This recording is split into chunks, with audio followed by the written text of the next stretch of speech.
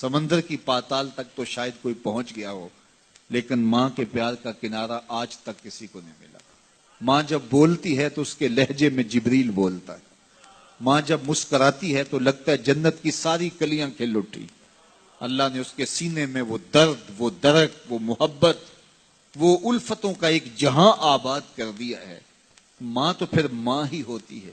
اس کے سینے میں رکھا ہوا پیار تو ایک عجیب کائنات ہے، تڑپتی ہوئی ممتا ایک الگ ہی جہان ہے۔ کبھی آپ نے دیکھا ہو کہ بچہ گھر سے نکلتا ہے، دنیا کی بڑی بڑی دانشگاہوں میں اس کا انتظار ہو رہا ہوتا ہے، لوگوں کو عقل و بینش سکھانے جا رہا ہوتا ہے، اس کی ایک ایک بات کو لوگ موتیوں کی طرح جھولیوں میں ڈالتے ہیں، اور دنیا کی دانشگاہوں میں، یونیورسٹیوں میں اور درسگاہوں میں لوگ اس کے موتیوں جیسے جملے سننے کے لیے بےتاب ہوتے ہیں کہ یہ عقل و بینش کا مرکہ ہے، یہ فہم و ادراک کا پہاڑ ہے، اس کی باتیں زندگی گزارنے کا گر سکھاتی ہیں، تو لوگ سیکھنے کے لیے جمع ہوتے ہیں۔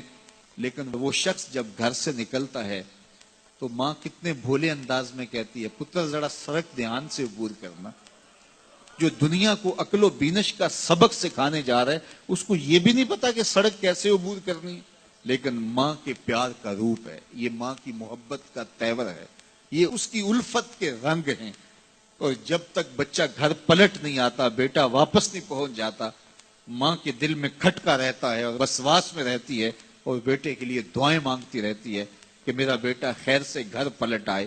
ماں کے سینے میں اتنا پیار کیوں ہے؟ دکھ جھیل لیتی ہے، تکلیفیں گوارا کر لیتی ہے۔ غریب مائیں تو بیٹوں اور بیٹیوں کا پیٹ پالنے کے لیے کسی کے گھر کے برتن بھی مانجنے پڑیں تو اس سے بھی گریز نہیں کرتی، تکلیفیں سہ لیتی ہیں، اذیتیں گوارا کر لیتی ہیں، لوگوں کی غلامیاں قبول کر لیتی ہیں۔ مائیں اپنی اولاد کے لیے کیا کچھ نہیں کرتی۔ ماں کو اپنی اولاد سے اتنا پیار کیوں ہے؟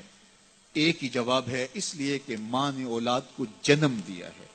میرے جملے کو دل کے کانوں سے سننا، جس ماں نے جنم دیا ہے وہ اتنا پیار کرتی ہے، تو جس رب نے خلق کیا ہے وہ کتنا پیار کرتا ہے۔ جنم دینے والی کے پیار کا ٹھکانہ کوئی نہیں، تو جو خلق کرنے والا ہے اس کے پیار کا اندازہ کون کر سکے؟ تو ماں گوارا نہیں کرتی کہ میرا بیٹا بھوکا رہے، تکلیف میں رہے، بیٹا بھوک میں تڑپے تو ماں بے چین ہو جاتی ہے۔ تو جو 70 ماؤں سے زیادہ پیار کرتا ہے، اس نے کیسے گوارا کر لیا کہ میرا بندہ بھوکا رہے؟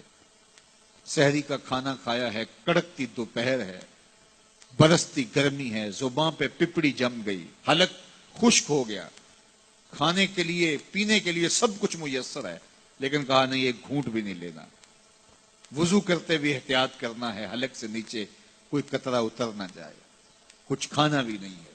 70 ماؤں سے زیادہ پیار کرنے والے رب نے یہ کیسے گوارا کر لیا؟ اس مسئلے کو سمجھنے کے لیے پھر دوبارہ ماں کی آغوش میں آنا پڑے گا۔ بیٹا بیمار ہو گیا، ماں ڈاکٹر کے پاس لے گئی، اس نے دوا تجویز کی، سیرپ لکھا، وہ کڑوا تھا، بیٹا پیتا نہیں، ماں نے زبردستی اس کو لٹا لیا، اس کا حلق کھولا، منہ کھولا، اس میں قطرے سیرپ کے ٹپکا رہی ہے، بچہ چیختا ہے، روتا ہے، لیکن جو وہ قطرے حلق سے نیچے اترتے جاتے ہیں، ماں کے چہرے پہ طمانینت آتی جاتی۔ کیا ماں صفاق ہو گئی ہے؟ نہیں۔ ماں کی ممتا چھن گئی؟ نہیں۔ وہ جو بیٹے کی آنکھ میں آنسو نہیں دیکھ سکتی تھی، وہ تڑپتے ہوئے بچے کو دیکھ کے مطمئن کیوں ہے؟ کیا ماں کی ممتا رخصت ہوگی؟ جواب نہیں۔ تو پھر کیوں ماں اتنی خوش ہے؟ کہا بیٹا نہیں جانتا، ماں جانتی ہے، چند لمحوں کی تکلیف ہے، کچھ لہجوں کی کڑواہٹ اور تلخی ہے، لیکن یہ سیرپ جب معدے میں اترے گا تو نتیجہ شفا کی صورت میں برآمد ہوگا۔ ماں کی نگاہ اس کڑوے سیرپ پہ نہیں، ماں کی نگاہ نتیجے پہ ہے۔ کہا 70 ماؤں سے زیادہ پیار کرنے والا رب تمہیں بہت پیار کرتا ہے، لیکن بھوک اور پیاس اس لیے گوارا کروائی جا رہی ہے لعلکم تتقون، اس کا نتیجہ تقوی کی صورت میں برآمد ہوگا۔ تمہیں اتقاء کی دولت ملے گی، تم تقوی کا نور پالو گے۔ اس لیے یہ مہینہ ایک موقع ہے، ایک فرصت ہے، ہم اس فرصت کو غنیمت جانیں اور اپنے نفس کو قابو میں کریں۔ روزہ ہمیں بہت کچھ سکھاتا ہے، اس سے وہ سب کچھ سیکھیں اور اپنے من کو سنوارنے کی کوشش کریں، تو جب ہم تقوی کی دولت پالیں گے تو روزے کا مقصود حاصل ہو جائے گا۔